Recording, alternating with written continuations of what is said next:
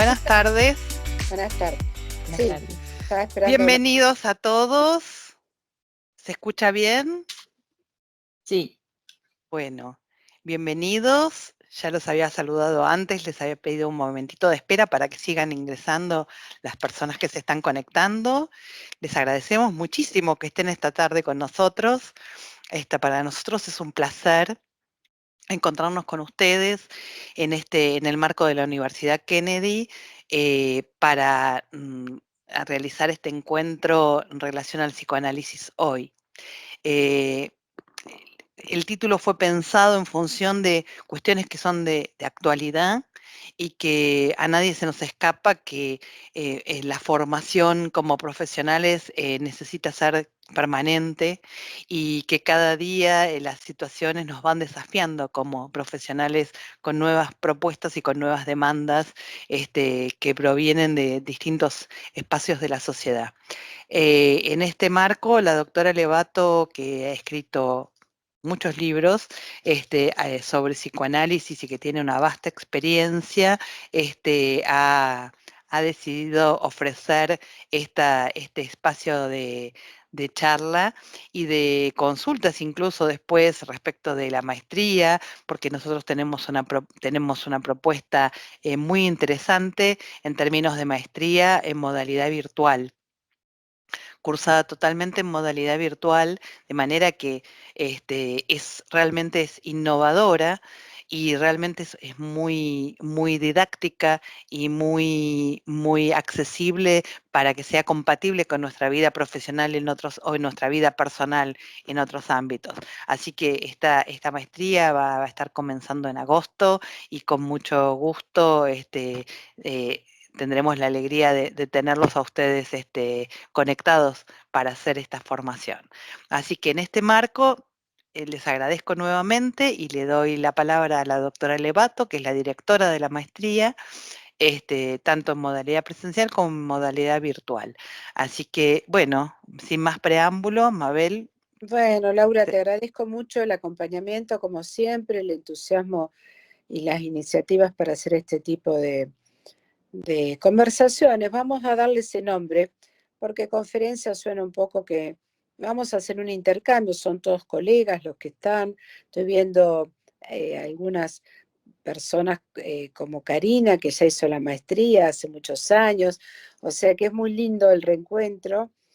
Mariano, que lo conozco de otra actividad, otro querido colega, y bueno, y bienvenidos todos los que están en este encuentro, un día tan especial que en realidad, bueno, sabemos que ha habido un paro nacional, así que bueno, les agradezco el entusiasmo, más allá de las circunstancias. Y bueno, la decana de la universidad, de la Facultad de Ciencias Psicológicas, tiene a cargo suyo un vasto trabajo que es la licenciatura, es una carrera en la Kennedy, ¿no? Como sabrán, bueno, como todos han cursado, de 5 años, o sea, con muchísimos docentes, muy actualizada, siempre con muchos cambios que ha traído Laura en cuanto a este tipo de encuentros, ¿no? También tiene a cargo la maestría, en el sentido de que está siempre dispuesta a promocionar nuestro trabajo de los directores como de la especialización. ¿No es así, Laura? Así que bueno, te agradezco este acompañamiento y eh, bueno, la intención justamente de comunicar este nuevo acontecimiento que tiene que ver con la época, pero Lacan nos decía, hay que estar a la altura de la época, y justamente que sea virtual, si bien costó no la acreditación, por suerte Laura, viste, ha sido otorgada con bastante rapidez, no quiere decir sin mucho trabajo de nuestra parte, pero sí, muy acompañada también por la decana, obviamente, pero digo sí en el sentido de que no tuvo objeciones la acreditación, eso es muy importante. Bueno, porque es una maestría, como nos decía la decana, que tiene muchos años, ya creo que 25, si no me equivoco, Laura. Desde el 96 está. Yo fui el primer año ya docente. Allí, Después hubo un periodo en que yo la cursé, por lo cual no pude ser docente, 2 años, 2000 y 2001. Hice esta maestría, así que la conozco bastante como alumna y después siempre como profesora. Y en el 2016 me tocó ser directora con mucho agrado y ya voy por la segunda o tercera acreditación. Ya perdí la noción, Laura, porque la presencial me tocó apenas entré a acreditarla, lo cual implica bueno, un trabajo importante, pero como nos contaba la decana, esa presencial, que está basada mucho en en esta que estamos, los programas y todo eso, mantuvimos todo igual, salvo el armado es diferente, pero los programas son los mismos. Esa maestría intensiva se acreditó con categoría B, lo cual no fue mérito mío, es un mérito de todos, es un mérito desde el decanato hasta los profesores y los alumnos, porque esta maestría acreditó con esa calificación no solo por los currículos de los profesores, de los decanos y en este caso la directora era yo ya, sino que además por las tesis, la cantidad de tesis rendida. Eso es muy importante y vamos a tratar de mantener ese rasgo. Estamos estoy viendo y va a ser así justamente de seguir esta línea, no sin tener en cuenta, ya que es una acreditación que exige que cada materia tenga una presentación de algún trabajo o de alguna, bueno, después se verá con cada profesor cómo se rinde esa materia, va a haber un seguimiento, un espacio en el cual voy a estar siempre yo con el comité, el que quiera agregarse al comité académico, que es de excelencia, en esta nueva etapa de la maestría. Uno es el doctor Matías Roni, que que es investigador del CONICET, además de doctor en antropología, sociólogo y magíster en psicoanálisis. Llevó todos los títulos, Laura. Eh, yo tengo también el doctorado, que lo hice en la querida Kennedy, me dio la posibilidad de becarme después que hice la maestría, y la hice ahí, Laura, y la verdad que entiendo que está por retomar el doctorado, que fue también de excelencia, así que, bueno, tengo muchos años, desde el 96 en la Kennedy, y antes estuve en El Salvador. Es un placer para mí la docencia y la dirección también, no puedo negar que me gusta estas largas conversaciones que tenemos con la decana, bueno, de cómo actualizar esta maestría. De eso se trata hoy, porque no es que van a hacer la misma maestría de 1996, sino que todas esas materias, si bien son las mismas, que son conceptos fundamentales uno, dos, teoría de las neurosis, síntoma, angustia y fantasma, feminidad, ética, antropología, topología, la feminidad, la interpretación del psicoanálisis, historia del psicoanálisis, etcétera, etcétera, etcétera. Si bien las materias son los mismos y los programas son los mismos, los conceptos se han actualizado. ¿En qué sentido? Que es lo que yo trabajo en mi último libro. Ahí está Susana, la querida Susana Pereiro, profesora de muchísimos años de la universidad. ¿Qué tal, querida Susana? Bueno, una alegría este encuentro, la verdad, en un día ya decía muy especial.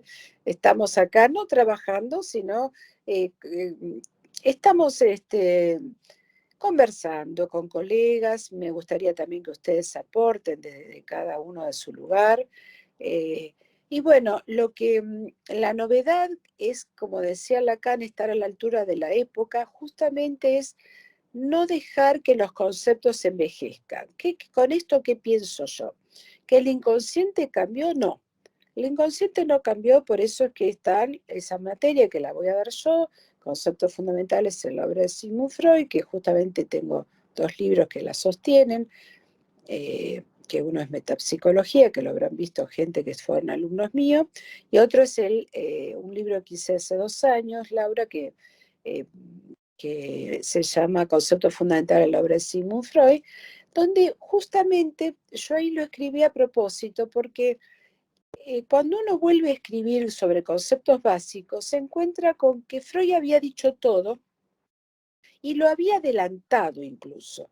¿no? Había adelantado, por ejemplo, me encuentro con un concepto fundamental que es el de pulsión y el de representación, que es como la llamaba Freud en su momento, a lo que Lacan después le da el nombre de significante por ser estructuralista. Ustedes saben que Freud era asociacionista, seguía a Stuart Mill, en su época no existía el estructuralismo, viene con Lévi-Strauss, que sí lo sigue Lacan en su primera y segunda enseñanza, luego ya no, tiende más hacia la topología, hacia la lógica, la última enseñanza, que también va a estar incluida en esta maestría virtual. Vamos a trabajar la última enseñanza de Lacan, que hasta en los últimos años no se trabajaba. En psicoanálisis y cultura va a estar incluido, porque justamente fue mi intención actualizar estos conceptos. ¿Qué quiero decir? Que cuando uno relea a Freud lo actualiza. Yo cuando escribo este libro tomé la decisión de no tenerlo ni cerca, Freud, de escribirlo en base a lo que yo me acordaba. ¿Por qué hice esto? Porque si no, uno se copia. Entonces, a mí me gusta mucho dar clases y lo que hice fue, en base a una grabación de unas clases que habíamos hecho en la época de la pandemia, habíamos subido, desgrabar esas clases y ponerme a escucharlas y sobre esa base ponerme a escribir, que era mi palabra de lo que yo entendía de Freud. Obviamente que es un Freud que yo lo entiendo a la luz de Lacan, porque yo pasé por Lacan, después soy lacaniana en la clínica, entonces, pero sin desvirtuar a Freud, por eso me atreví a escribir de nuevo y rescatar este Freud que tanto Lacan nos pidió, retorno a Freud. ¿Por qué decía retorno a Freud?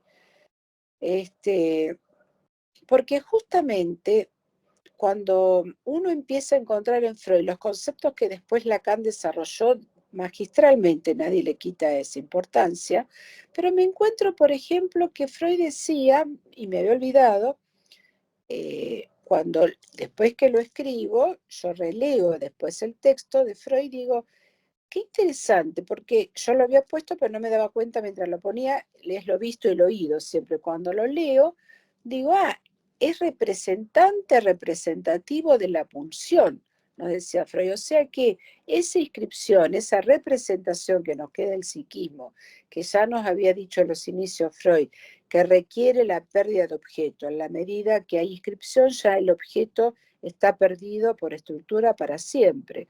Y Freud nos dice, eso es el deseo. Y Lacan terminó hablando siempre desde el comienzo de la falta.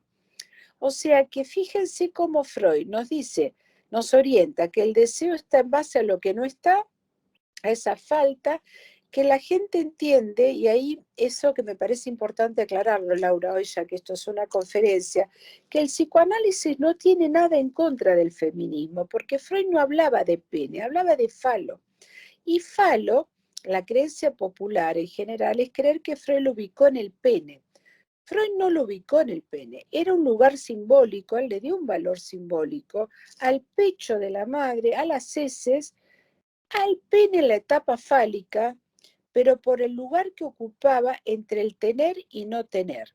Justamente eso es lo importante, que para Freud en el inconsciente no hay diferencia sexual, porque se reprime esos primeros 5 o 6 años de vida.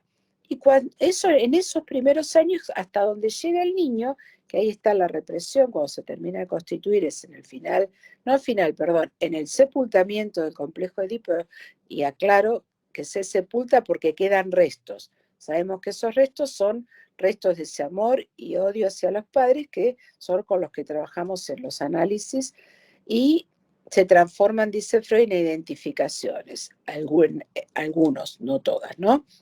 Entonces, justamente en esa etapa es cuando se reprime, en el mejor de los casos, ¿no? El Edipo, y si se reprime, lo que queda es fálico castrado, no queda hombre y mujer.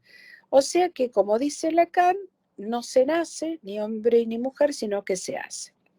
Entonces, cuando esto entiendo yo, y me gustaría darlo como una idea a trabajar, obviamente, como toda hipótesis, que en última instancia, todos somos trans, no porque seamos trans en el sentido que nos nombramos hombre o mujer porque tenemos o dejamos de tener un pene, sino que transitamos entre lo fálico y lo castrado en pleno Edipo.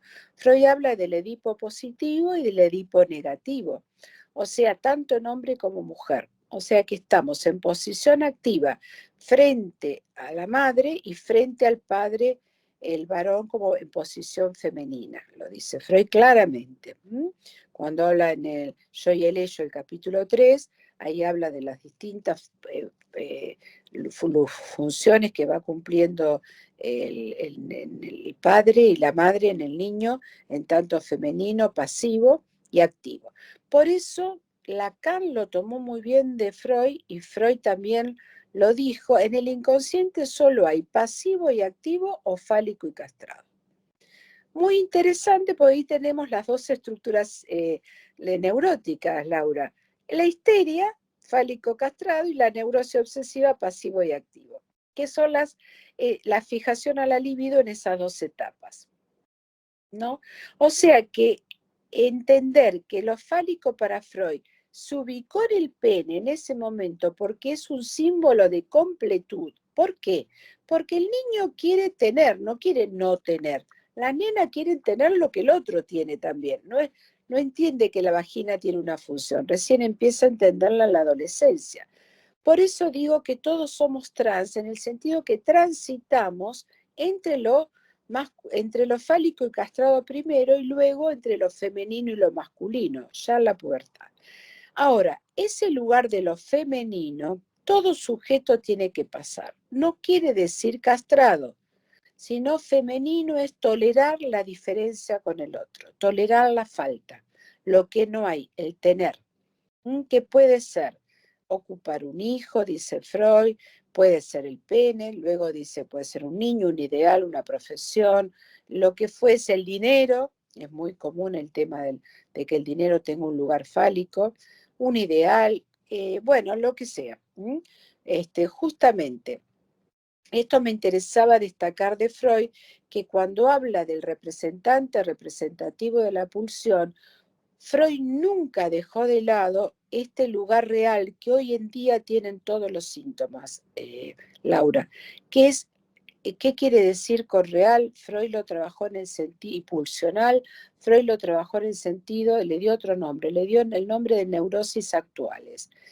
No hablaba de neurosis de transferencia, decía que las neurosis actuales, que es como nos llegan hoy al consultorio, los pacientes son angustias desmedidas, neurastenias, problemas en última instancia, decía, con la libido de objeto. ¿Qué quería decir con eso? Que eran problemas de lazo al otro. ¿Qué es lo que nos pasa hoy en esta época? Por eso agradezco tanto este momento, porque es un encuentro, sea virtual, con los modos de la época, de la manera que podemos, pero el lazo al otro es fundamental. ¿Por qué? Porque vamos a tolerar estas diferencias. Por ejemplo, podemos ser acá en esta conversación algunos psicoanalistas, otros pueden tener otra orientación, pero todos nos escuchamos. Por ejemplo, a mí me interesa mucho cuando alguien me habla desde las neurociencias, porque aprendo mucho, más allá de que yo voy a seguir con mi psicoanálisis, pero no descarto. Tampoco descarto los conceptos freudianos, pero lo llevo a la luz de la época. Digo, Freud no descartó nunca las neurosis actuales. ¿Y qué quería decir con actuales? Que la angustia desmedida, esa angustia que no aparecía como en las neurosis de transferencia, los pacientes que nos llegaban hace 10 o 15 años atrás, o 40, como en mi caso, que venían a conocerse, a trabajar un poco lo que le había pasado en la vida, a saber qué le estaba pasando, querían pasar por la experiencia, tenían pequeños momentos de angustia. Ahora no hay señal de angustia, como decía Freud, hay ataques de pánico. Las sintomatologías de la época tocan al cuerpo, y eso es lo real en Lacan, y eso es la pulsión en Freud. Freud le dio el nombre de pulsional y Lacan le dio el nombre de real. O sea que a nosotros nos llegan problemáticas de pulsión de muerte. que Freud lo trabajó es más allá del principio de placer, porque todas esas patologías tienen temor a la muerte o pasan con problemas cercanos a la muerte, como son las adicciones, que son una bomba de tiempo en ese sentido, las bulimias, las anorexias, los ataques de pánico, temen morirse, no temen, como me pasó hace como 20 años con una histérica que me llama por teléfono de línea, yo estaba en el consultorio y me dice, Mabel, me estoy por desmayar, estoy en la calle. Y le digo, esperá, aguantá y vení al consultorio. Imagínense hoy día diciéndole eso a un paciente, es impensable. Eso era otra época. La histérica, en ese punto interesante, podía, había amor de transferencia, pero no porque ahora no haya, ahora hay que lograrlo al amor de transferencia. ¿Y qué es el amor de transferencia? ¿Es amor a uno? No. Lacan lo decía clarito en la dirección de la cura y los principios de su poder, en el sentido que hay una ética, le suponen a uno un saber. ¿Y por qué? Porque en realidad hay alguna intervención, que Lacan la llamaba significante de la transferencia, que le abre a ese sujeto un conocimiento acerca de que hay algo que lo determina más allá de su yo, que es el inconsciente.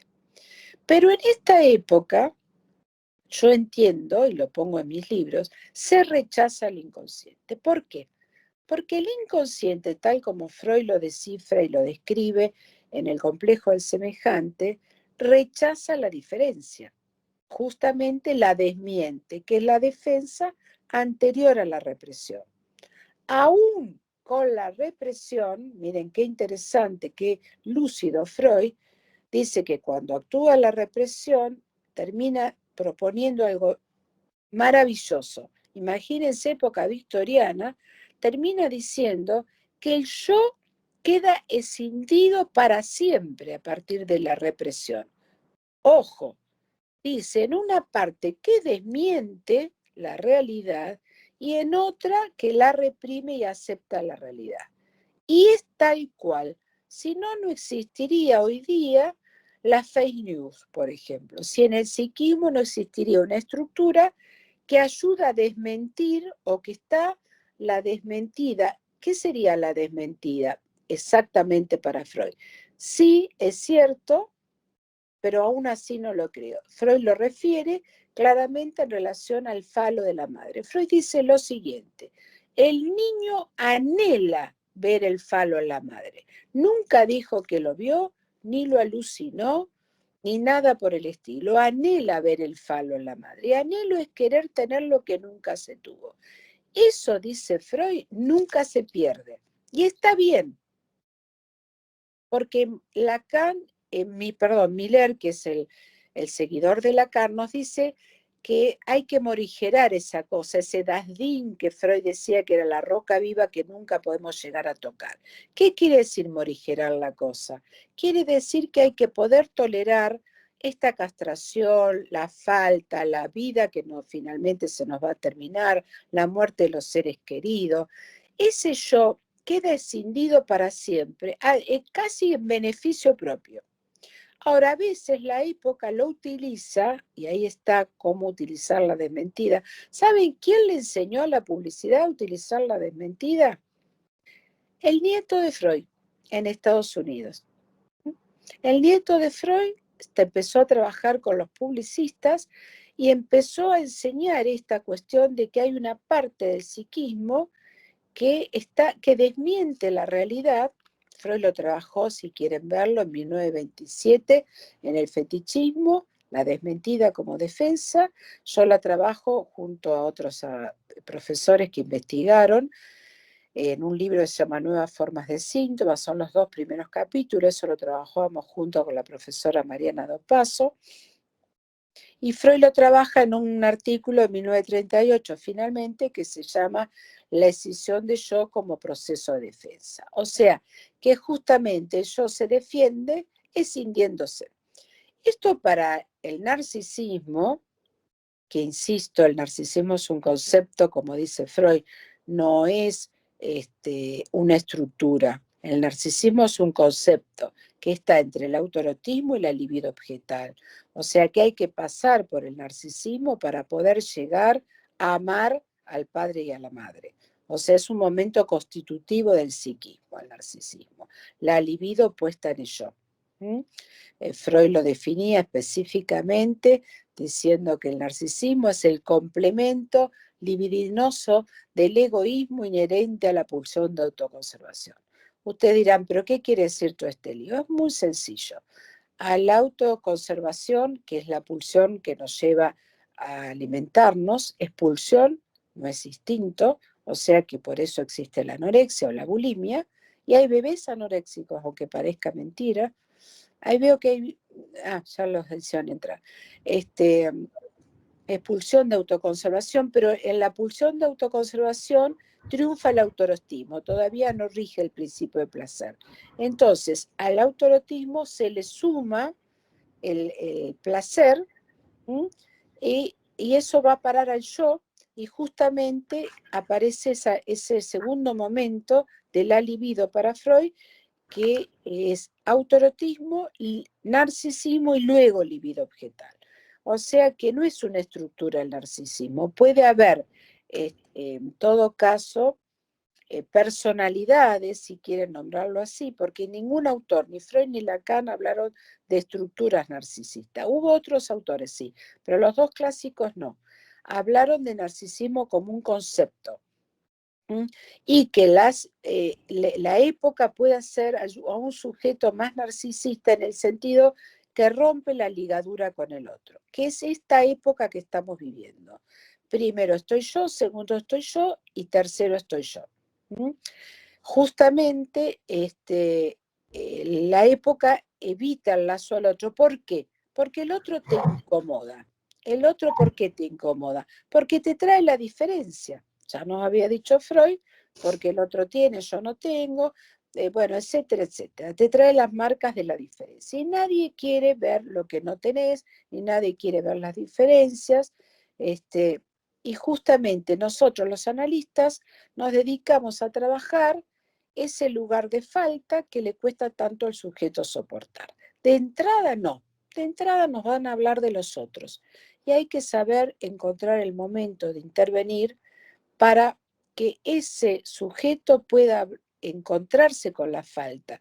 Por eso los psicoanálisis son más largos que otro tipo de terapias, porque apuntamos no a levantar los síntomas inmediatamente, sino, como decía Freud, los síntomas se caen por añadidura, como consecuencia. ¿Como consecuencia de qué? De haber encontrado el goce particular de cada sujeto en ese narcisismo que lo incumbe. Porque esos objetos de goce, como lo llamaba Lacan, que tienen que ver con la voz, lo visto, lo oído, que ya lo había dicho Freud en el complejo de Edipo, así entra la angustia de castración por la amenaza de castración, lo oído, y por lo visto, la diferencia con el otro. Lacan magistralmente lo toma de Freud y dice que esos son los dos objetos de goce, y lo activo y lo pasivo. O sea, miren qué interesante cómo Lacan no se perdió en ningún momento lo que dijo Freud. Lo único que hizo Lacan es ponerle, no lo único, bastante, le puso un nombre, le puso el nombre de objeto A. ¿Por qué le puso un nombre? Porque lo acotó. No es un goce indiscriminado. ¿Lo acotó en qué? La fórmula del fantasma, que es lo que van a ver en Síntoma, Angustia y Fantasma, que es una materia, ¿te acordás, Laura? Que está justamente en el primer cuatrimestre. Ahí Lacan lo pone, es el objeto A en relación al sujeto castrado, tachado, como lo llamamos los lacanianos. Tachado porque está castrado. O sea que el objeto de goce, cuando está acotado, está en relación al otro castrado. Cuando no está acotado, está en relación al otro. Y ahí tenemos todas las patologías de la época. Por ejemplo, la adicción. El adicto, que yo tengo un libro que se llama Las adicciones en la época, que fue parte de mi tesis de doctorado, Laura. Yo eso lo trabajé como un tema social, porque justamente el doctorado mío era en psicología social, en donde trabajo toda la estructura anterior de la metapsicología en función de las adicciones. Porque el paradigma de la época es el adicto, porque es el mayor creyente en el objeto. El adicto cree en el objeto como taponando esa falta. ¿Y cuál es el objeto? El objeto droga. Ahora miren lo que había dicho Freud en sus inicios. Decía que la primera adicción primordial es la masturbación. O sea que Freud lo ubica, y la masturbación, decía Freud, es un acto autoerótico, ¿no? Del niño con su propio órgano, que es en la etapa fálica.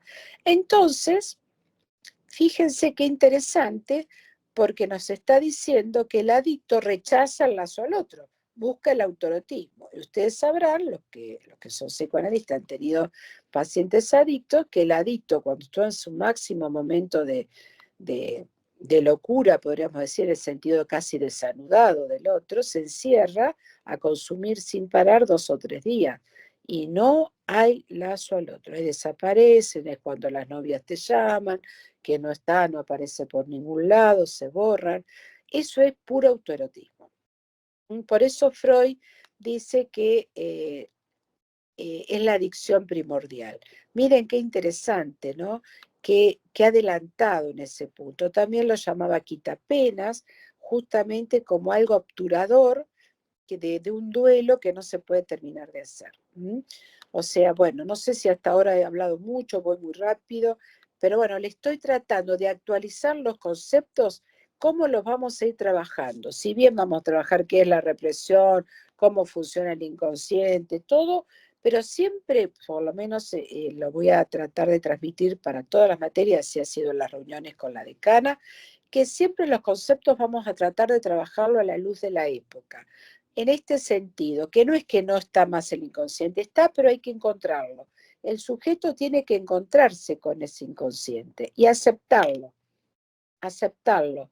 Y para eso hay que saber escuchar. Hay un autor que a mí me encanta, Laura, que es Byung-Chul Han, es un coreano. Para los que no lo conocen, se lo recomiendo. Se escribe Byung con Y, Byung con B larga, Byung-Chul Han. Bueno, lo van a pongan coreano, coreano que trabaja en Alemania, filósofo, y le va a aparecer. Tiene muchísimos libros, son chiquitos, de fácil lectura, sigue mucho a Bauman, a Lipovetsky, no inventó nada, pero lo dice de manera muy alemán, porque él da clases en Alemania, muy concreto. No se olviden que Freud también hablaba el alemán, y Freud es muy concreto para hablar. A mí me gustan ese tipo de autores, que te dicen algo y que no dan tantas vueltas. Lacan es más difícil de entenderlo, entró en otro periodo, ¿no? Era mucho discurso, no es que no decía nada importante, pero para llegar a un concepto tenía que leer 30 páginas.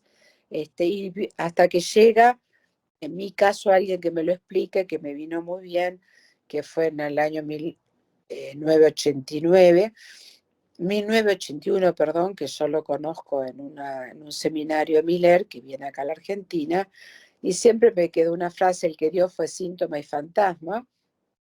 Tuve la suerte de ser invitada, éramos muy pocos, ahí lo conocí, no soy fan de él ni nada por el estilo, pero sí le entiendo su Lacan. Es su Lacan, ¿eh? Estoy de acuerdo con los que no están de acuerdo con Milén, porque él tiene una versión de lo que entendió de Lacan, como yo tengo mi versión de lo que entendí de Freud. ¿Está claro? Pero bueno, a mí me lo dejó entender, y por eso es que lo seguí, no sin repetirlo como un loro, ¿entienden? Tengo algunas cosas que no estoy de acuerdo, por ejemplo, lo digo en este momento y no tengo ningún problema en decirlo, no estoy de acuerdo con las sesiones de tiempo corto. Sí estoy de acuerdo con las sesiones de tiempo libre. ¿Qué quiere decir con esto? Que uno puede interrumpir si algo del inconsciente se abre allí o capta algo el sujeto importante, o uno entiende que ahí algo se tocó de lo que tenía, que este sujeto tenía que escuchar, y puede ser que una sesión dure media hora, en mi caso. Ustedes dirán, ¿pero qué? ¿Entonces estás todo el día con un paciente? No, doy turnos cada 50 minutos, como lo hacía Freud. Quizás no lo utilizo los 50 minutos, utilizo un rato menos a veces, pero yo necesito tiempo para escuchar. Por eso le citaba a este autor. Byung-Chul Han dice que con los años todo el mundo va a ser oyente. ¿Qué quiere decir con eso? ¿Es lo mismo que escuchar? No.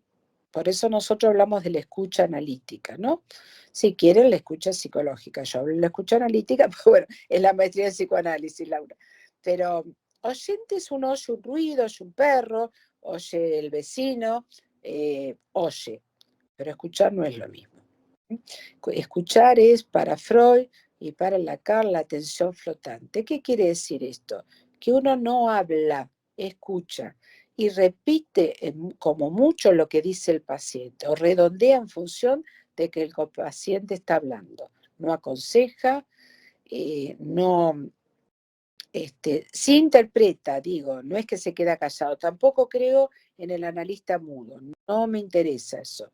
Ni fui analizada así, ni me interesa el analista mudo. Yo creo que el que no dice nada, pues no sabe qué decir, no sabe cómo interpretar. Y para eso hay que tener un muy buen análisis, son 3 patas.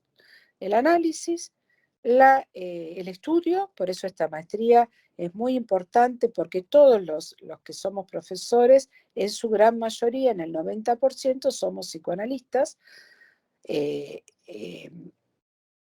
Y bueno, eso hace que se pueda transmitir la teoría con la clínica, en el sentido de que uno da ejemplos. Yo creo que el psicoanálisis lo tiene, o estas materias lo tiene que dar un psicoanalista, porque uno puede ir dando cuenta con ejemplos clínicos de lo que está hablando. Un encuentro con el inconsciente, por ejemplo, siempre cuento el mismo ejemplo, porque para mí es el más claro que me quedó en estos últimos años, cuando Lacan nos dice que la interpretación va por el equívoco muchas veces, uno tiene que aprender a escuchar eso.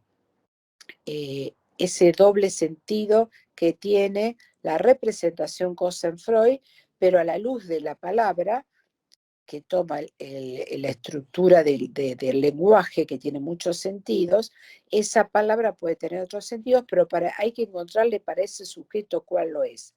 Y tenía un paciente que venía acá porque le gustaba filosofar, me decía, que no lo podía hacer con nadie. Yo no soy filósofa, ni salvo los filósofos contemporáneos, no me iluminó ninguno anterior. O sea, nunca los he estudiado, como todos tuvimos que hacerlo en la facultad, los he leído, los clásicos, pero no tengo fascinación por escribir desde la filosofía. Sí leo mucho los contemporáneos porque actualizo los temas en la época, ¿no? Como hay otro muy importante que es Max Fischer, de que de tan realista y de tan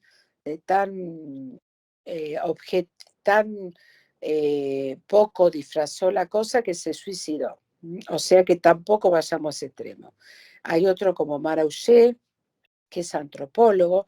Son fuertes, son pesados los que leo. Me gusta mucho Zizek, otro pesado, pero Zizek pasó por el psicoanálisis, por ejemplo. Fue paciente justamente de Miller.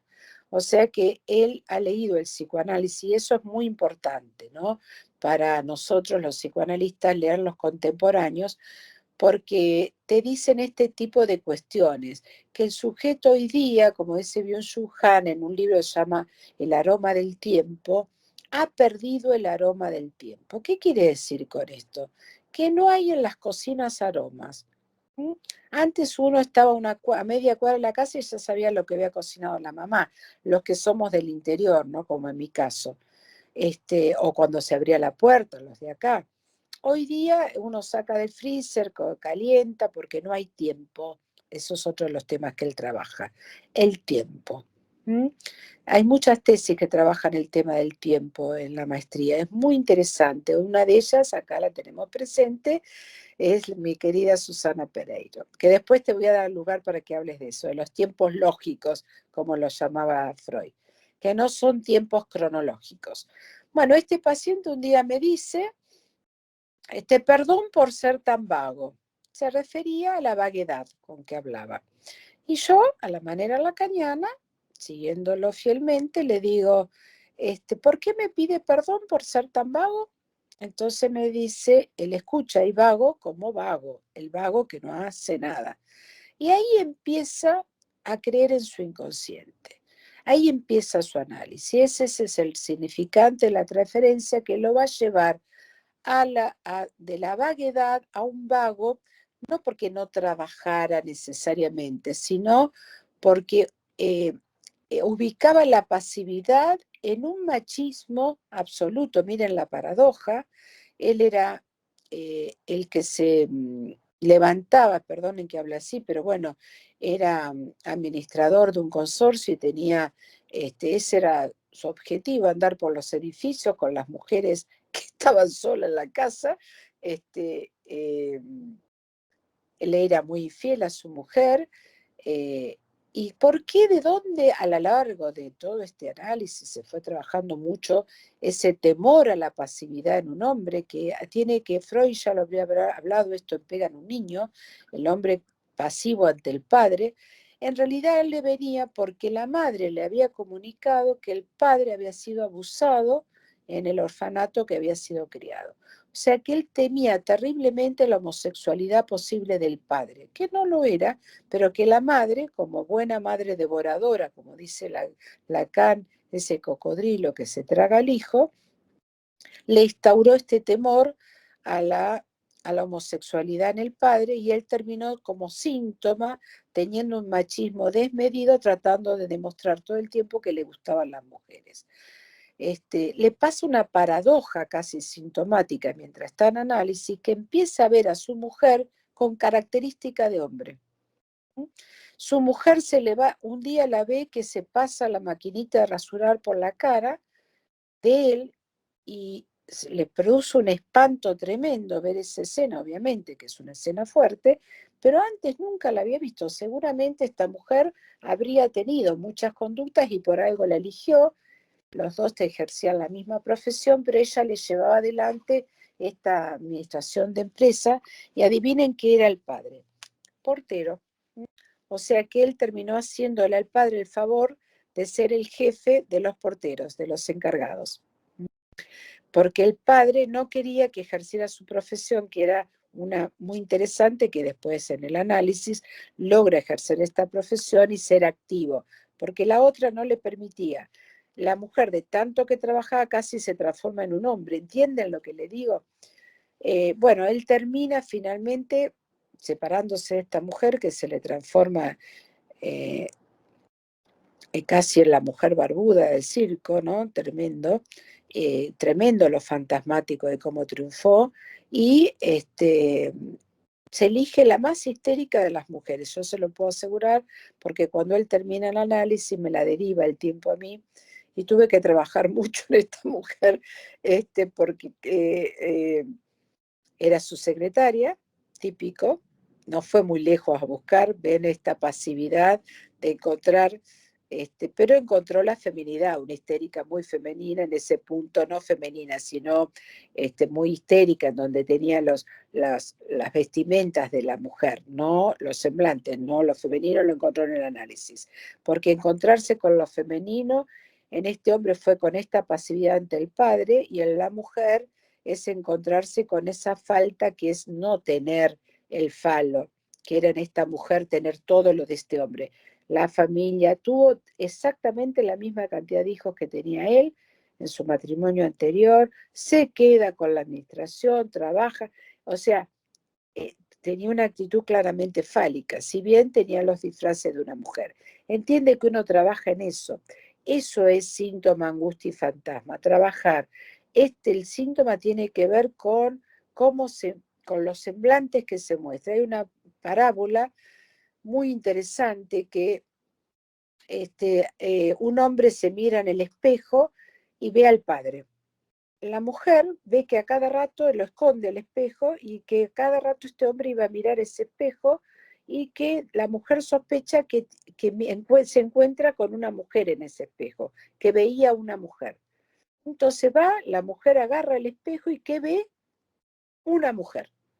Esa es la otra que nos dice Lacan, que toda mujer le encuentra, esta histérica que le comento es la otra, la ex mujer, quería tener todo lo de la otra, la homosexual la encuentra en la pareja, etcétera, etcétera. Siempre hay una otra en toda histérica que le despierta el deseo con ese hombre. Eso es lo que uno tiene que trabajar, esa otra pasa a ser ella, que es la que tiene que tolerar la falta no es otra que le va a enseñar, sino que ella tiene que saber hacer con sus síntomas, ¿no? Eso después Lacan lo llamó síntoma. Y finalmente la mujer esta va a consultar a un cura, a un sacerdote, y le dice lo que le pasa, que el marido le habla a una mujer, a esa otra que la histérica siempre quiere ver. Y el sacerdote va y dice, tráigame el espejo. Mira el espejo y el sacerdote, ¿a quién ve? A Dios. ¿Mm? Fíjense cómo cada uno se encuentra con su fantasma en el espejo que se mira. El obsesivo con el padre muerto, la madre, la histérica con la otra y el cura con Dios, con quien se iba a encontrar. Así que fíjense cómo ese vago en este sujeto, que era un significante que no puede significar nada para el lenguaje, en su psiquismo le representaba todo. Todo su ser estaba alrededor de este significante vacío de significación, porque cuando él dice perdón por ser tan vago, se refería a vaguedad. Ahí está la escucha, en poder escuchar y no oír. Porque uno le puede decir, bueno, deja de hablar de vaguedades, se trata de la atención, de la asociación libre. No, es escuchar, no es dirigir. Por eso Lacan dice los principios de su poder. Uno tiene que tener una ética, y la ética es lo que nos enseña el psicoanálisis, la escucha con atención flotante, que diga todo lo que se le ocurre. Tampoco nos van a putear, todo tiene un límite, ¿no? Sí, también uno no puede, no es un tacho basura. Cuidado con eso también, ¿no? Mariano, te veo, estás como así de costado, te estás cayendo de la cámara. Se te dio, ¿es por algo en especial, querido? Sin batería, por eso, disculpen. Está muy bien, estás enchufado. Bueno, así que bueno, esto es un poco, con estos ejemplos, otro tema de la época, las locuras. ¿Qué son las locuras? Uno dice, ¿qué es loco? Loco, decía Lacan, es el que se la cree. Un paranoico sería un loco porque se cree más por Napoleón o lo que fuese. Pero hoy día hay mucha locura que es como una especie de desanudamiento que no necesariamente es una psicosis. Uno diría, es una nueva forma de estructura, nunca nombramos estructuras nuevas, no somos los que el DSM-6, 7, ni sé por cuál número van, que nombramos, calificamos a cada rato.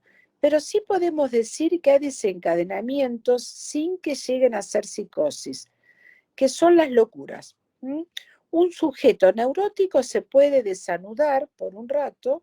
Esto es lo que dice Lacan en relación a los adictos. Dice que hay una ruptura, se rompe el lazo con el hace pipí, dice Lacan. ¿Qué es el hace pipí? Con el significante fálico, que es el nombre del padre, que es el significante que ordena, es ordenador. En la última enseñanza, Lacan, ustedes saben que declinó el nombre del padre por el avance de la mujer. ¿Por qué avanzó? ¿Porque quiso? No, porque llegó el capitalismo y hubo que salir a trabajar. O sea que con lo que el hombre aportaba en la época victoriana no alcanzó, por eso el famoso Lacan lo ubica en el Mayo francés en el 68, la caída del nombre del padre significa que la mujer ocupa otro lugar. Está bien el feminismo y sí, hay que luchar por los derechos. El psicoanálisis no está en contra del feminismo, pero un tema es estar a favor de los derechos, otra cosa son los fanatismos, porque los fanatismos puede ser en la militancia, está perfecto, y yo estoy de acuerdo que haya, pero los psicoanalistas no podemos ser fanáticos. O sea, en ese sentido, si no atenderíamos solo mujeres de ahora en más, ¿no? Y no se puede eso. O le diríamos a todos los hombres machistas, no, tampoco es así. De hecho, tenemos pacientes que lo son y uno tiene que escuchar ese machismo y en todo caso ver por qué se defiende del machismo, como en este sujeto, en todo caso eso, no instalarle, ay no, mira que ahora existe el feminismo y te van a atacar y qué sé yo y qué sé cuánto, ¿no? Pero los hombres están desorientados. Hay una brújula que ya no los orienta, dice Lacan, y justamente ya no es el nombre del padre. Los orienta es ese objeto A que está en el cenit de la civilización. ¿Qué quiere decir Lacan con esto? Que los orienta el goce. El goce es siempre sádico o masoquista, o sea, es mortificante y toca al cuerpo. Por eso Lacan en la última etapa habla del parletre, que es justamente el sujeto que habla desde un cuerpo tocado por lo sintomático. Las afecciones de la época van directo al cuerpo. ¿Qué quiero decir con esto? Que no afectan el psiquismo, sí, afectan el psiquismo y el cuerpo. Ustedes habrán visto seguramente muchos cáncer después de la pandemia, de gente joven, mucho cáncer de mama. Es muy interesante esto, no porque sea interesante y lindo, sino digo cómo la pandemia tocó por la ruptura con el lazo al otro, tocó el cuerpo. Ustedes dirán, bueno, no se iban a hacer controles. Yo creo que ni siquiera fue eso, porque a mí me llegaron pacientes jóvenes con cáncer de mama, de 30 y pico de años, que no era común. O sea que esta ruptura con el lazo al otro, que es el amor, ha traído muchas consecuencias, muchas consecuencias. Lógicas de la vida amorosa es otra materia, me acordé, Laura. Justamente se trabaja toda esta temática, cuáles son las lógicas que trabajó Lacan en función de la vida amorosa. Y Lacan, en la última etapa, si bien nunca pudo terminar de escribir ese seminario y no lo sacó, hay un librito muy chiquito que se llama Los nombres del padre, que rescataron algo de lo que hizo, se lo llama como el seminario inexistente en realidad. Él termina hablando de los nombres del padre en esta época. Y uno de los nombres del padre es el amor, que el amor puede ser el psicoanálisis, porque es el amor de transferencia, o cualquier terapia que genere un amor de transferencia, que no sea usarlo a favor del analista, está claro, ¿no? Con los principios de la ética. Quiere decir que uno no tiene poder sobre el otro, esos son los principios de su poder. Uno tiene que saber usarlo en el sentido de despertarlo. Siempre me acuerdo una anécdota que contaba alguien, Vapro, Laura, que fue profesor nuestro, que contaba Vapro, que fue paciente de Lacan y también lo ayudó con la topología y la matemática. Vos lo tuviste profesor, Susana. Es el marido de una íntima amiga mía, Paula Ochman, está jubilado en este momento, y él contaba que una vez, bueno, hay muchas anécdotas que ha contado de Vapro acerca de Lacan, pero bueno, había sobre todo le traía gente interesante para conocer y, y que él se inspirara para escribir cosas nuevas. Y Lacan una vez le traen a alguien que decía que era muy memorioso. Dice, pero ¿por qué lo tengo que conocer? ¿Qué tiene? ¿No? Y decía, es muy memorioso, le dice alguien. Y Lacan dice, un imbécil. ¿Mm? Entonces no es que lo ofenda al memorioso, pero Lacan descubre que el saber todo no sirve para nada. Si uno no sabe utilizarlo, eso quería decir, el sábelo todo, que es muy común en el yo no escindido, el que quiere tener todas las palabras y saber todo, el obsesivo anda en ese punto porque no cree en el yo escindido, cree en el yo completo. Si lo digo yo es así, hay mucho usatute esto, ¿no? Si yo lo pienso, ¿por qué no va a ser así?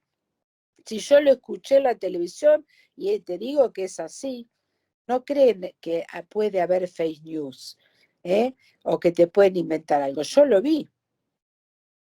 Bueno, pero no, el tema está justamente en este libro nuevo, que tiene que ver con conversaciones de la radio con un colega, una entrevista que me hacen en una librería de Chile, y también una entrevista que le hicimos a un brasilero que es periodista, es doctor en comunicación y ahora está terminando la carrera de psicología y habla de la fake news, que lo puse esa entrevista en el libro. Justamente es muy interesante porque todo sujeto en esta época quiere creer en lo que ve. quiere creer por esta desmentida. Entonces termina siendo casi todo una locura, porque uno dice una versión y otro dice otra. Esa es la grieta en realidad. Existe en todo el mundo. Si ustedes ven, existe por la religión, está ocurriendo en las guerras que están transcurriendo. No quiero nombrar ningún lugar para que no quede politizado de ninguna manera, pero la religión es un tema de grieta, la política es un tema de grieta, las escuelas en el psicoanálisis es un tema de grietas, porque el que pertenece a una escuela se enoja con la otra y el que cita a Miller se enoja con el otro, etcétera, etcétera, etcétera. Lo que no se tolera justamente es el inconsciente. Y eso es lo que nosotros con esta maestría tratamos, siguiendo a Byung-Chul Han, que es el que nos dice que los únicos que vamos a triunfar vamos a ser los que escuchemos en este mundo, porque somos los que vamos a estar a disposición del otro. Eso nos quiere decir, esta maestría justamente es para que conozcan el inconsciente con todas sus variaciones, pero sin dejar de actualizarla, pero nunca sin conocer todos los conceptos que nosotros consideramos en esta reprogramación que es importante para que ustedes la hagan. Y bueno, van a tener un acompañamiento. Ahora sí, Laura, vuelvo a la maestría porque quiero dejar abierto a preguntas. Van a tener un acompañamiento desde el director de tesis, desde mi lugar y desde el comité permanentemente. Por eso van a tener la maestría terminada seguramente medio año después que terminan la maestría, la cual dura 2 años, porque los vamos a seguir muy de cerca, porque lo que nos interesa es que escriban acerca de lo que saben. Y yo siempre les digo a mis colegas que cursan, porque no son alumnos, son colegas que cursan, que nosotros sabemos, vamos a aprender más de su tema que lo podemos dirigir.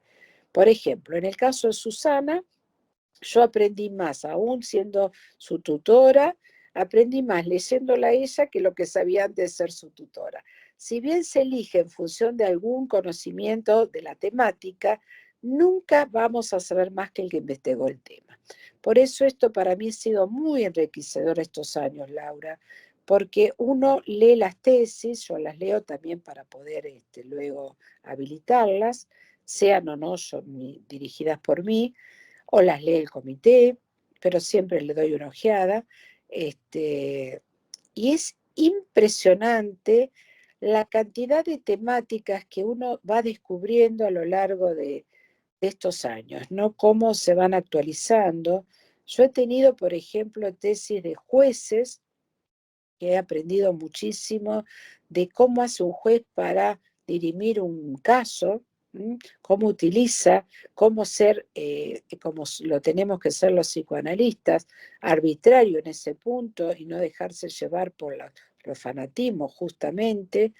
He tenido curas que allá en Brasil muchos estudian psicología y pueden ejercer la profesión, acá no la pueden ejercer. Y he aprendido un montón sin necesidad de tomar temas religiosos en sí mismo, ¿no? Vos sabés, Susana, que uno de tus jurados es un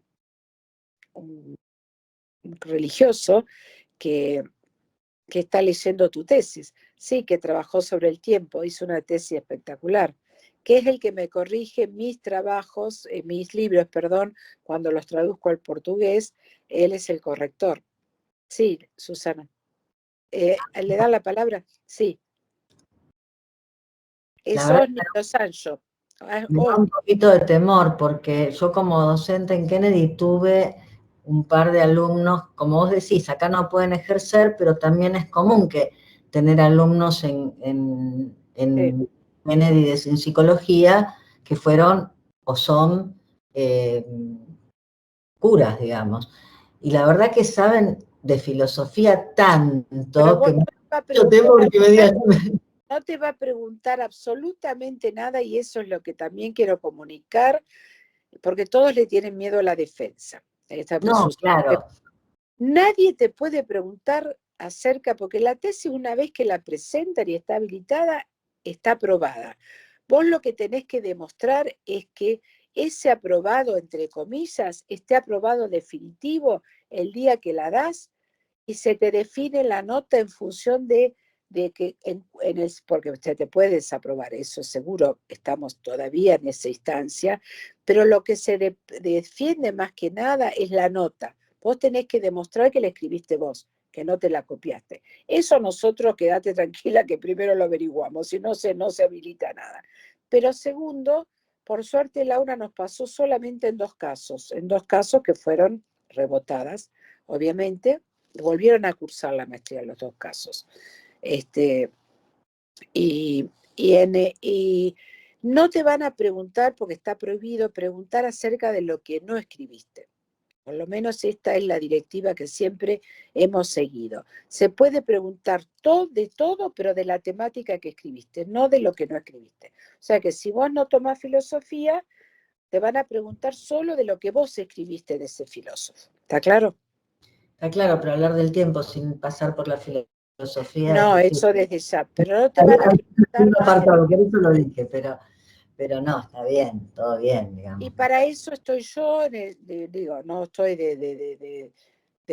defendiendo con un arma. Les quiero decir que voy a estar en esta posición de arbitraje, estoy en todas las defensas, o si me llega a pasar algo, va alguien del comité, y la directiva es que esté atento a que eso haya estado escrito o no.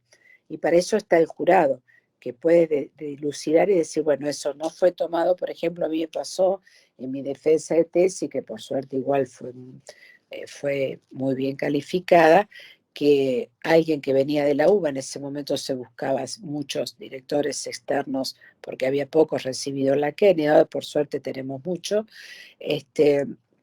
me preguntó por qué no había escrito acerca del cognitivismo, por qué había elegido eso y no algo del cognitivismo. Primero, era una maestría de psicoanálisis, y segundo, uno escribe acerca de lo que quiere, no de lo que quiere el jurado. Entonces, la que en ese momento era directora de la maestría la paró en seco y le dijo, por favor, la pregunta que sea acerca de lo que escribió la maestranda, no acerca de lo que no escribió. O sea, que claro, porque hay tanto para no escribir, pero bueno, uno lo aclara, por eso en la introducción, lo que escribió y todo lo que va a poner, ¿no? Para eso está la introducción. No se va a ir para este lado o para el otro. Así que los que van a hacer la maestría, quédense tranquilos, que todo eso se ve antes de la presentación, no luego. No van a tener ninguna sorpresa porque no es una defensa de una licenciatura, es una defensa de una maestría, son profesionales y mucha gente lo hace después de 30 años de recibido. No van a pasar por una situación complicada o que se manden a escribir algo que no leyeron o no lo estudiaron. ¿Estamos de acuerdo? ¿Puedo Sí, agregar algo, Laura. Mabel? Y por favor, sí. Me parece interesante recalcar en este contexto que así como hablamos digamos, de todas las actualizaciones y de lo que nos demandan las situaciones como profesionales para estar permanentemente ayornándonos, esto de lo que da cuenta es de que nosotros como sujetos permanentemente estamos en un proceso de aprendizaje. Y los procesos de aprendizaje son una construcción, no se dan por ósmosis, por ahora no se inventó el nanochip que nos incorpore. Entonces, el formato de la maestría lo que tiene es que desde los primeros momentos les da un acompañamiento en esta construcción del aprendizaje. La construcción del aprendizaje toma la forma de un trabajo, de una entrega, de un informe, de un avance, de un ida y vuelta en una reunión con el tutor.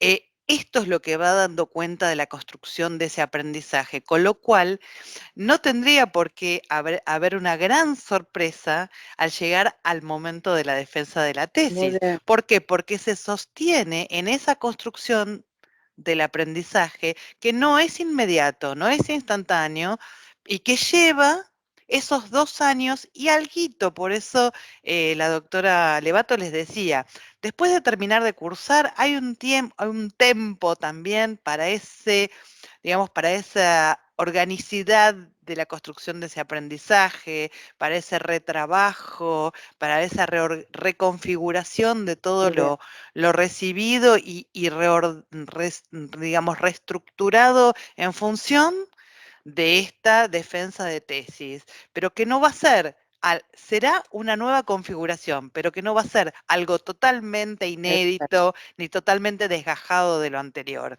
sino es que la maestría no los acompañó y no es la idea. Hasta ahora siempre lo que ha resultado es esto, el acompañamiento en esta construcción casi tailor-made. Eso es lo interesante. Es decir, la doctora Levato y el equipo de docentes hacen un acompañamiento personalizado, no es al número general, sino es con cada uno cuáles son sus puntos de interés, sus posibilidades, sus dificultades, sus inquietudes, cómo revisar. Entonces, esto es importante destacarlo porque quizás esto también es un valor diferencial respecto de otras propuestas de maestrías que pueden ustedes encontrar, no solo por la temática psicoanalítica en modalidad virtual, sino también por algunas de estas características que singularizan el modo en que se da la maestría, que no es solo se dicta, sino que es una maestría donde se construye.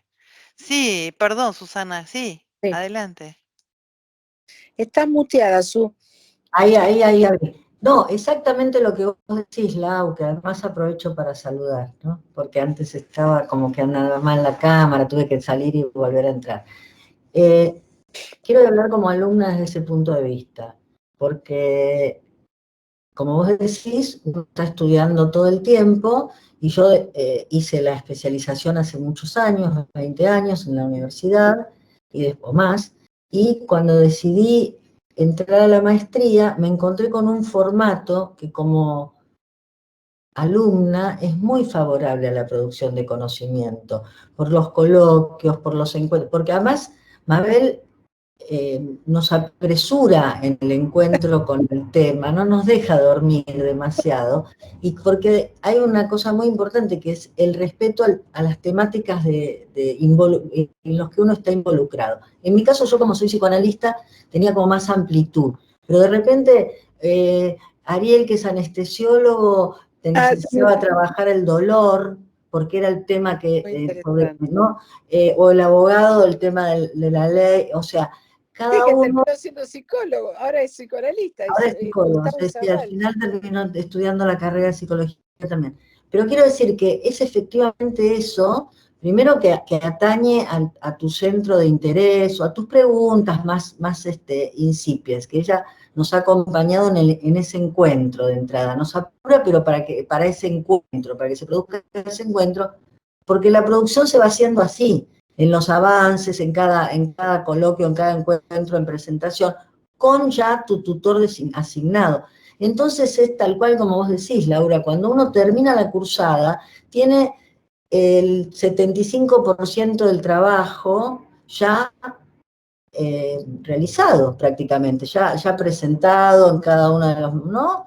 Entonces queda un tiempo a mí particularmente me agarró la pandemia y eso me cortó el tiempo porque tuve que ponerme a trabajar 48 millones de horas como todos los psicólogos, ¿no?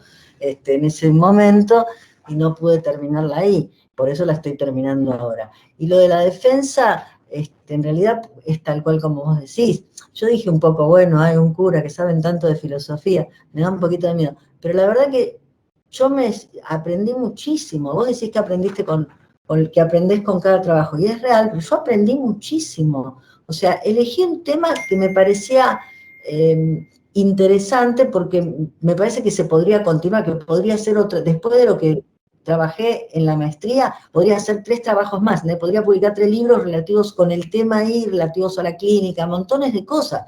Tenía que acotar, por supuesto, porque eso no, pero aprendí tanto que realmente les recomiendo todo el tiempo, el formato es espectacular. Eso que decía Susana, vos sabés, Laura, que, bueno, Gustavo Isaurralde publicó en un libro su tesis, que fue presentado en la Feria del Libro. Norberto de Marco, que, bueno, fue compañero, fue un alumno de la maestría, creo que fue compañero tuyo, Karina.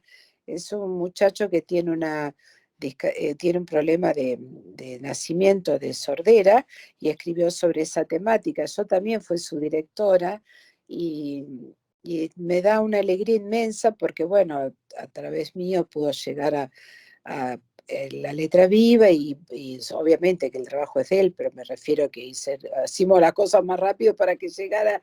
Quería darse este gusto de estar en la Feria del Libro, está este domingo, que yo lo voy a ir a acompañar. Y Gustavo Izarralde es docente Saludo. ahora del cuerpo Es docente. docente de la carrera de licenciatura en psicología. Abogado, después hizo la maestría, hizo Y la ahora carrera de psicólogo dejó y la ahora abogacía. es docente. Y dejó la abogacía. Fíjate vos cómo fijan caminos, ¿no? Bueno, lo más raro que me pasó en la vida fue que un empresario muy, muy exitoso de Brasil, de la zona más sur de Brasil, con la maestría en Brasil pueden ser, haciendo un apostillado y algunas cosas, ser psicoanalista, ejercer la profesión. Vendió la empresa, se compró una clínica y trabaja de psicoanalista. La defendió hace poco tiempo la tesis. ¿Qué me cuentan? O sea que el paso por la maestría puede producir cosas muy raras. Un empresario psicoanalista. Él fue increíble, increíble cuando me enteré, bueno. Bueno, pero lo interesante de esto es que de alguna manera vuelve como a los orígenes de la idea de psicoanalítica de cuando no había psicoanalistas.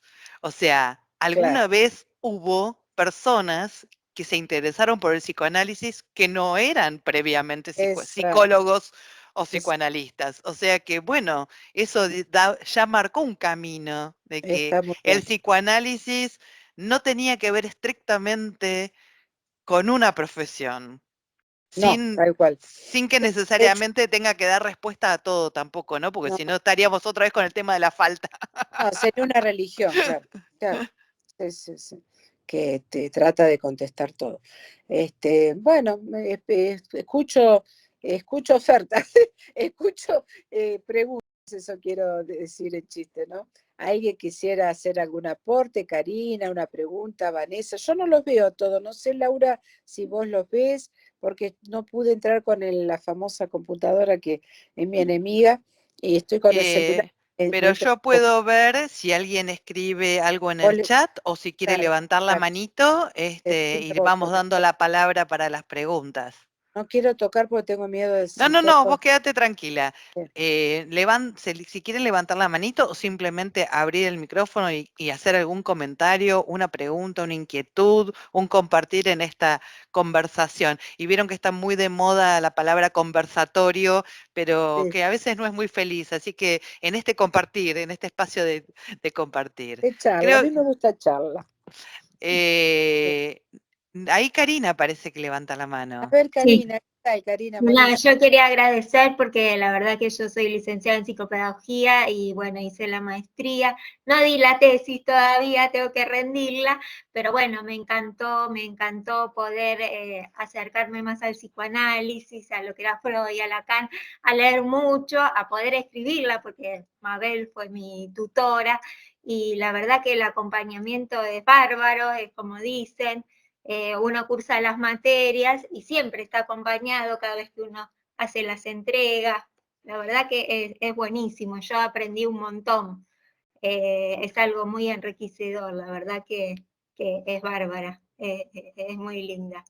Muchas gracias. Bueno, yo quería dar mi aporte. Palabras tan amorosas, siempre tan amorosa.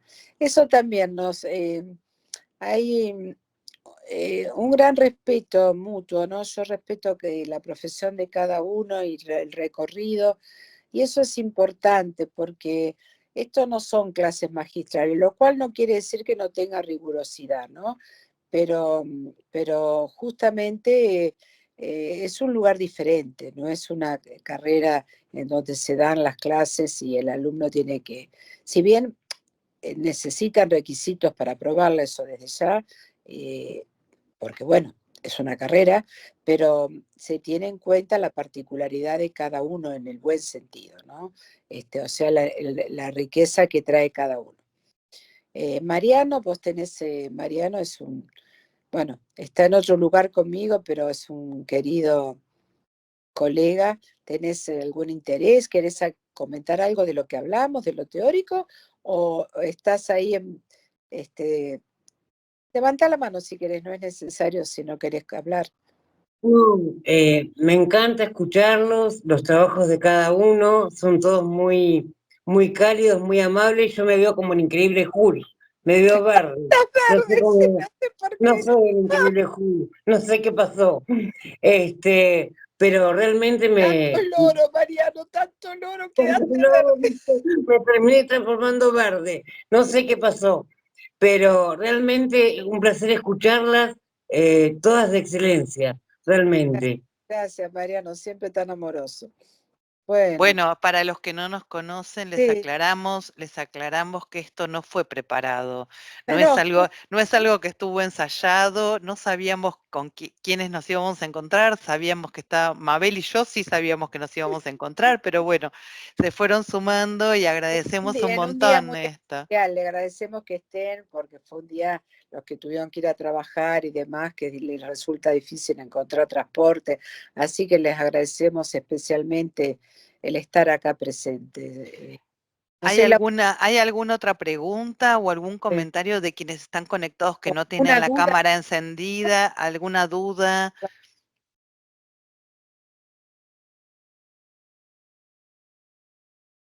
Bueno, pareciera ser que por ahora, Ahí, la ahí idea es, levantó la ah, mano Abril, Abril Trinidad sí, Celada. Hola Abril, no te vemos, ¿te podemos yo no escuchar? la A veo. ver, a Sí, ver.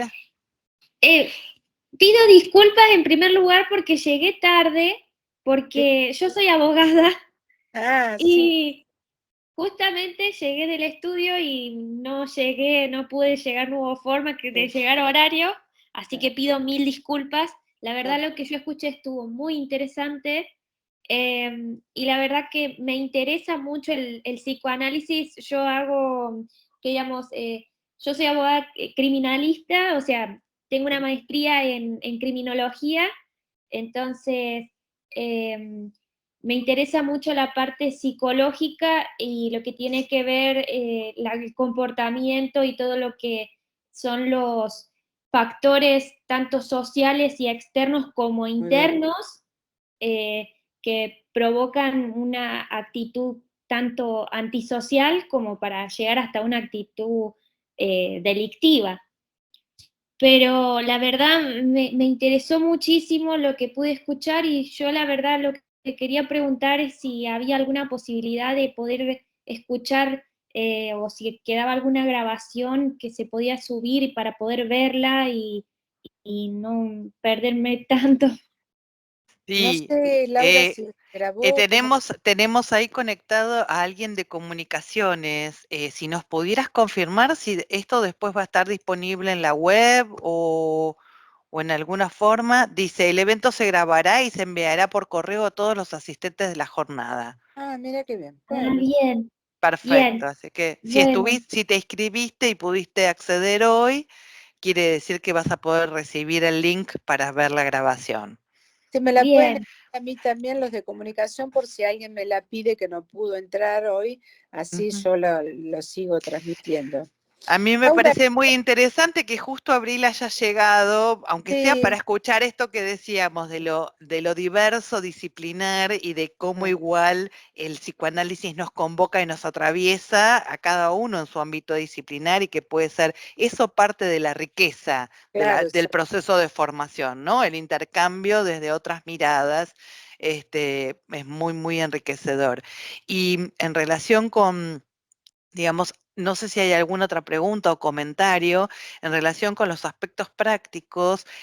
Ustedes pueden ponerse en contacto con el mail que ahora vamos a colocar en el chat de posgrados para hacer las consultas acerca de cuándo comienza, cómo es la modalidad de cursada, digamos, todas las cuestiones administrativas. Entonces, ahora les vamos a poner acá en el chat el mail, denme un segundito, pero mientras tanto, si hay alguien que quiere hacer alguna pregunta o algún comentario. A través de Aprovechen. ese chat que Laura les va a poner, que es, bueno, posgrado, ¿no? Va a poner Laura, posgrado@kennedy.edu. Estaba buscando el mail para copiarlo y pegarlo directo. Bueno, a través de ese sitio, ellos me reenvían, si ustedes quieren una entrevista, pues me la envían y el que quiere hacer la maestría, que todavía no ha tenido la entrevista, y bueno, ahí arreglamos un horario y conversamos acerca de todas las preguntas que quieran hacerme. Estoy a disposición. La idea es hacer de aquí a agosto, que comienza la maestría virtual, el 12 de agosto sería la semana que empiezan las clases, ¿no, Laura? Sí. Sí.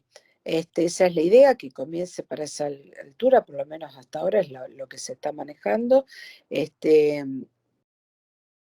Antes de eso, nuestra idea con Laura era hacer alguna otra, una conferencia. Voy a invitar a los profesores a ver quién se ofrece, Laura, y bueno, y armar otra charla antes de julio, justamente, porque julio es un poco con todos los exámenes y demás, o se pueden hacer hasta los primeros 15 días de julio. Pero vamos a tratar de que sea a fines de junio una más, y bueno, como para que tengan otra oportunidad de escuchar a otro profesor. Pues voy a preguntar quién se ofrece. Bueno. Sí, esténse atentos entonces. No sé, no recuerdo hace muchos años en qué sketch o en qué programa televisivo decían manténgase sintonizado. Me parece que lo decían como cuando iban a la pausa, decían manténganse sintonizados, algo así. Bueno, nosotros ahora vamos a poner una pausa en esta charla que hemos mantenido tan amablemente con la doctora Levato, con Susana, Karina, Mariano, Vanessa, que veo allí conectada, Karina, Abril, que comentó, hizo este comentario, y todos los otros que están conectados. Vamos a poner una pausa, pero eso no quiere decir que no mantengamos el lazo, sino todo lo contrario. Así que ustedes pueden ponerse en contacto con el mail que puse allí en el chat de Posgrados Kennedy. Ellos, si ustedes quieren una entrevista con la doctora Levato, fácilmente les van a brindar su mail, les van a enviar la grabación de este encuentro, y próximamente nos volveremos a encontrar. Así que, es más, pídannos un nuevo encuentro. Escuchen, los que tengan ganas de conocernos, voy a estar, algunos profesores, si pueden, me van a acompañar. Voy a estar el sábado en la Feria del Libro, a las 18. En el stand de Letra Viva. A las 18 horas, que es en el Salón Azul, están 122. Así que, bueno, el que tenga ganas de conocerme personalmente, los recibo con mucho. Cuéntenme, que son los que tuvieron la conferencia, y bueno, nos saludaremos y nos conoceremos. Este es tu libro número ¿cuánto, Mabel? 8. En Letra Viva 6, pero tengo 2 en otra editorial. No es poca cosa, como verán, es un recorrido inmenso en la clínica, en la teoría y en la docencia. Gracias. Entonces, bueno, aprovechen, capitalícense como profesionales con cada instancia que se nos presenta, ya sea esta charla, ya sea inscribirse en la maestría, o acompañarnos, o acercarse a cualquiera de las propuestas que la Facultad de Ciencias Psicológicas permanentemente está generando. Así que serán siempre bienvenidos. Así es. Bueno, muchas gracias, y bueno, gracias a todos. Un beso. Gracias, Laura, por estar. Gracias, Mabel. Chau, Gracias. chau. Gracias a todos. Chao.